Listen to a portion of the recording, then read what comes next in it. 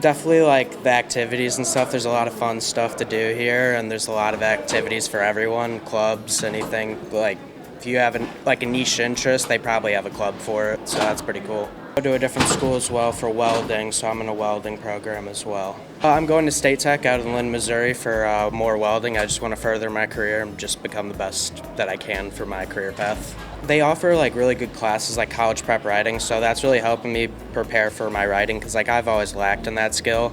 So it's really nice to see that they're trying to help people that lack in skills like that. So that's helped me a lot.